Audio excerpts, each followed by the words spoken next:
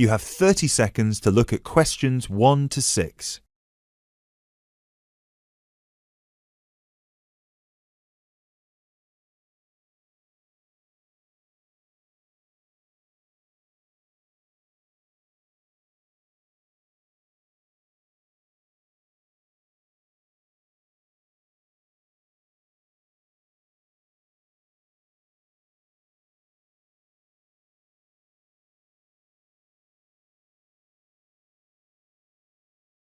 Pet Protect UK, how can I help?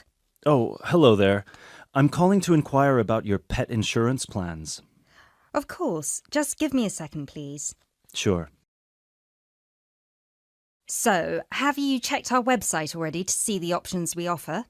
I've had a quick glance, and I think I'm interested in the basic plan. Great. I need to just ask a few questions first then. Is your pet a dog, a cat, or a rabbit? It's a dog. And is it a puppy or… No, he's 3 years old. Right. May I ask, has your dog been insured before? I just adopted him from the rescue center last week, and I think he'd been there a while, so I doubt it. Okay, so you've had him for a week then. That's correct. Great. I apologise for asking this, but your dog, what's his name by the way? Fenton. Fenton, is that spelt with an F? Yeah. Fenton. Great. Thank you for that. So, according to the rescue centre, has Fenton ever attacked, bitten, or been aggressive towards a person or another animal? No, not at all. Excellent. And is he a guide dog or… No, just a house pet. Great. And you said he's 3 years old. Do you know the exact date of birth? Oh, yes, it's on the adoption certificate. Just give me a sec. It's May 19th, 2013. And do you know, has Fenton been neutered? Yes, he's been castrated. Excellent. And final question, what type of dog is Fenton? Is he a pedigree, a crossbreed, or a mixed breed? A crossbreed, I think. Right, crossbreed… Wait, sorry. What's the difference between the three? A pedigree is a dog whose parents are of the same breed. A crossbreed is from 2 different breeds, while a mixed breed is 3 or more. Then he's a mixed breed. Sorry about that. Right, no worries. So, could I take your full name, please? My name is Peter Pischinger. That's Pischinger. Right, thank you for that. And what's your address? That's 27 Cherry Drive, NW8 3HD. 3HD. And finally, a telephone number, please. 020-3634-7957. Thank you.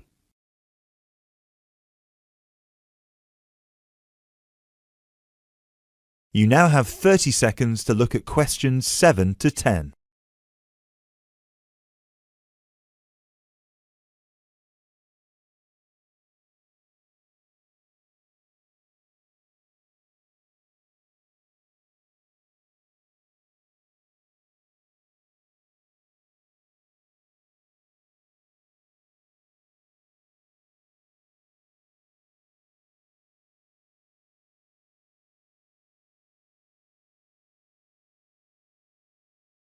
Now, you said you were interested in the basic plan. Is that correct? Yes, that's correct. May I ask, are you planning to switch insurance providers after the first year of your pet insurance, or is there a possibility you might renew with us? I haven't really thought about it. Why?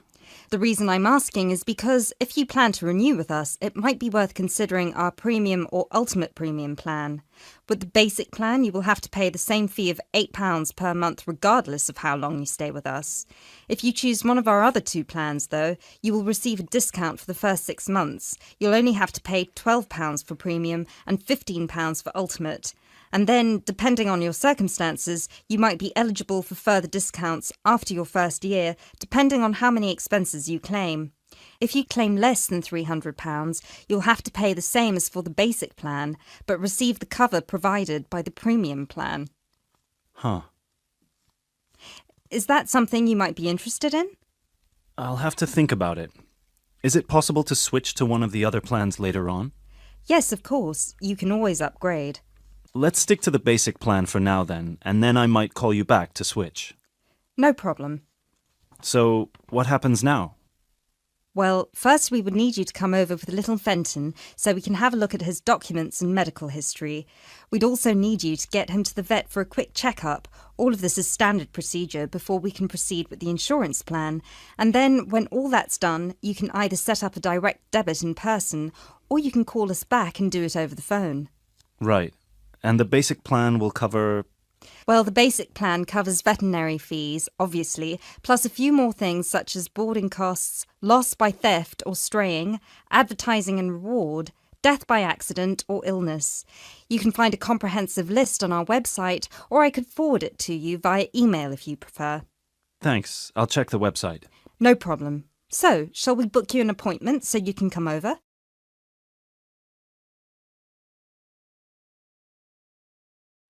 Now listen carefully to the first part of the message and answer questions 11 to 13.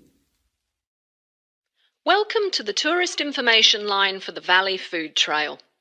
Here you will find many local food products for you to sample and buy. It is possible for you to spend as much or as little time as you want, but I suggest that you allow a full day for touring this area. Of course, there are many half-day tours available for those of you short on time. Now, it's quite a large area and stretches from Brookville to Ford Hill. For those of you unfamiliar with the area, that means that it is 10 kilometres to 35 kilometres from the city centre, or by car 15 minutes to the closest point, continuing to 55 minutes at its furthest point from the CBD. Of course, apart from food, there are many other places of interest in this area, including cafes and restaurants and galleries and studios.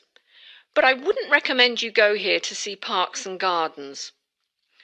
The other information lines will give you specific information related to these particular attractions. Now answer questions 14 to 20. But let's go back to food. If we begin in Brookville and head north towards Upper Valley in a clockwise direction, passing West Valley on West Road, we cross over Coast Road to come to our first place of interest, Magic Coffee. This is not to be confused with the Coffee House, situated opposite on the other side of the valley on the railway line. Magic Coffee is next to the Chocolate Company, which is on the corner. Just past the ice cream shop on the corner of John Street is the fresh produce shop. A little further north we have reached Ford Hill, where we can start our drive southwards along Great Northern Highway following the railway line. First we come to the organic market near the corner of Memorial Avenue, and then to Olive Farm opposite Olive Road. Just before we come to the next street crossing we see the Honey Pot, which is practically opposite the coffee house. There is another chocolate company which sells nougat as well, just nearby. Following the railway line along Great Northern Highway, we return back to Brookville. Now, as I have said previously, if you only have a few hours to spare, there are several places that you shouldn't miss. The two chocolate places make equally nice chocolate, but the factory has the added bonus of nougat, unlike the company. Of course, everyone loves ice cream, especially unusual flavours such as coffee and nougat, so the ice creamery is definitely worth a visit. And while the coffee house sells expertly made hot drinks, including hot chocolate, I think your time would be better spent sampling the many products on offer at the organic market.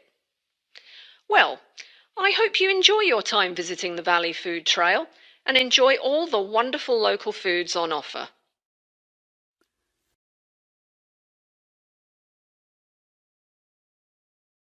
Now listen carefully and answer questions 21 to 25.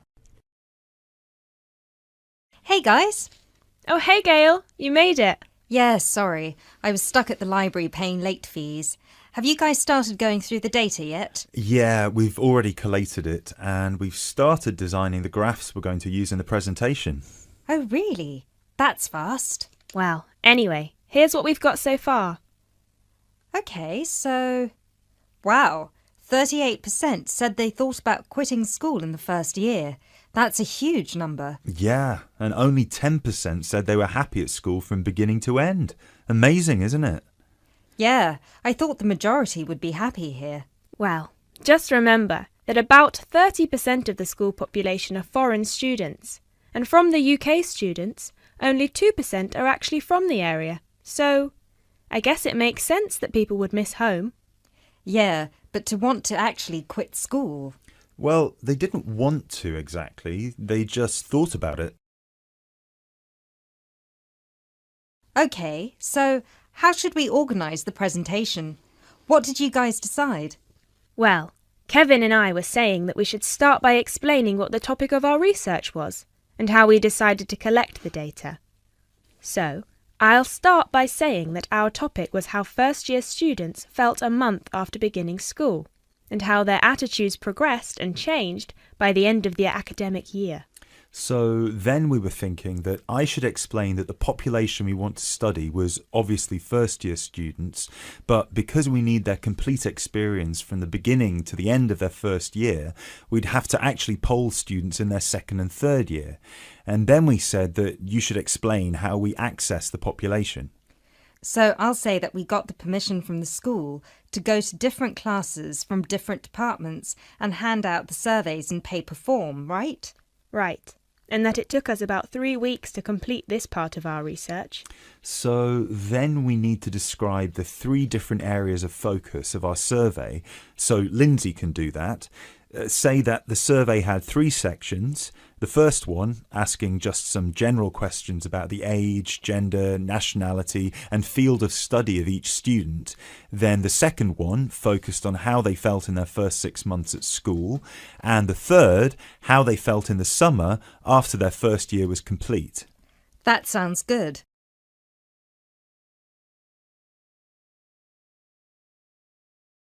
You now have 30 seconds to look at questions 26 to 30.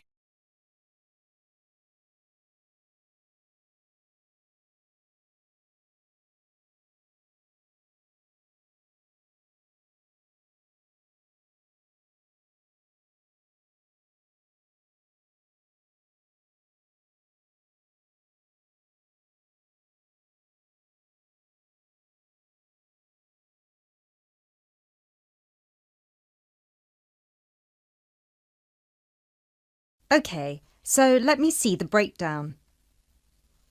Okay, so we've got an equal distribution of boys and girls. That's good. Almost equal. 51% of the participants were boys, the rest were girls. Right, and 70% of the participants were British, while the other 30% were... 10% were from America and Asia, 2% were from Africa, and 18% were European. We had a small number of Australians as well, 0.03%, so I guess Europeans were 17.97% if you want to be precise. Which we should. Anyway, and obviously the age was all 20 or 21, with a few 19-year-olds. Only about 5%.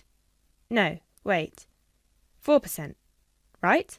No, it's 5%. Look. Right. Okay, so Lindsay will describe the 3 sections, and then you, Kevin, you'll describe the demographic and geographical breakdown, and You can start with the graph, and then we'll all explain the data together. Right, so we'll put this graph up on the board and explain that most students experience some form of homesickness or mild depression in the beginning of their course. But we need to point out that by the end of the year, it was only 5% that still felt like quitting school. Yeah, but remember that we didn't actually have the opportunity to interview or poll any of the students who left school, so the information we have only relates to current students, and those numbers might be bigger in reality. Yeah, I guess we need to mention that. But we did check the dropout rate for the last 2 years, and it was very low, so at the end of the day, the numbers can't be much bigger. Yeah. Anyway, so after we explain the data and we show the 3 graphs with the background information and the responses for 6 months and 1 year, we should spend some time also talking about You now have 30 seconds to read questions 31 to 35.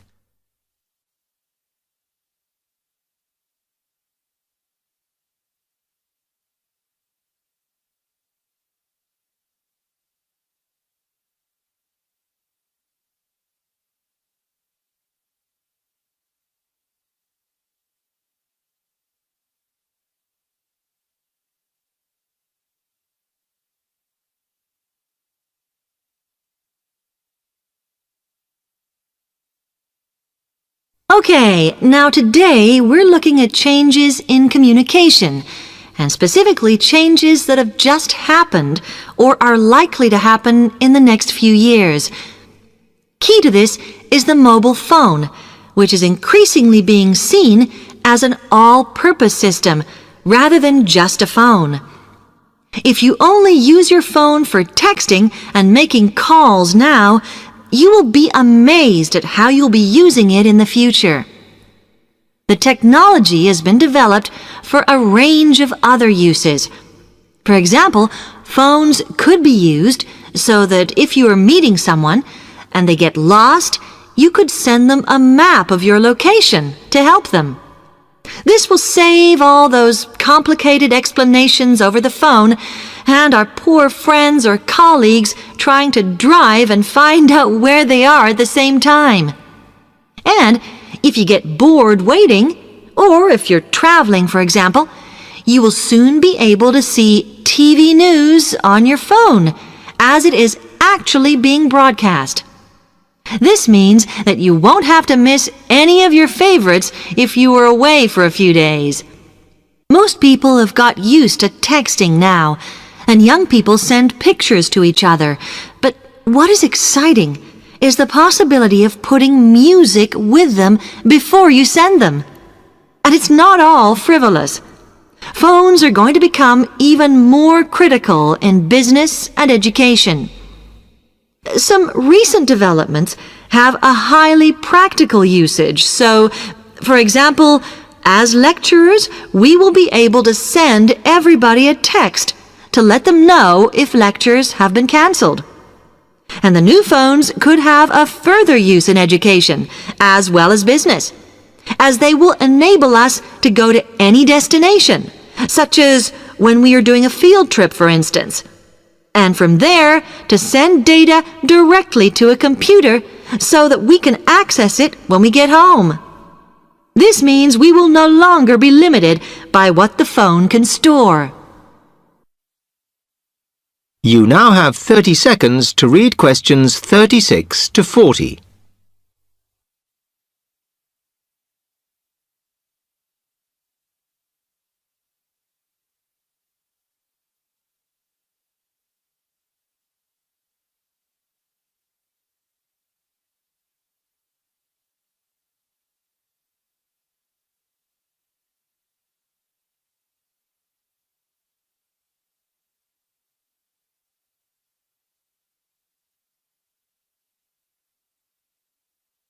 And it's interesting to look at the different ways that men and women use phones now, as that does affect how the technology will develop. Some research has been done on how people use phones, and some of the results are surprising. One of the increasing usages of mobile phones is to get all sorts of data, such as phone numbers, the weather, train times, etc. And while there's been an attempt to set up connections with things that women might be interested in accessing, it is overwhelmingly men who do this. But what about the traditional use of a phone? To speak to people? I suppose we would predict that it is mainly women who use phones as a method of contact for friends and family, but, in fact, the genders exploit this facility equally. I've spoken about the increased business usages that phones will offer, and I suppose we would associate this usage with men. The survey picked up, though, that women are often working from home or catching up with work in the evenings, so they use phones in this way as much as men do. Most of us are aware we can store photos on our phones. It's an ideal method of capturing a moment wherever you are. Women tend to be the group that keep photos on their phones, but it seems that men use their phones to actually take pictures much more than women do. And of course, all this knowledge affects the marketing that the companies will do in order to sell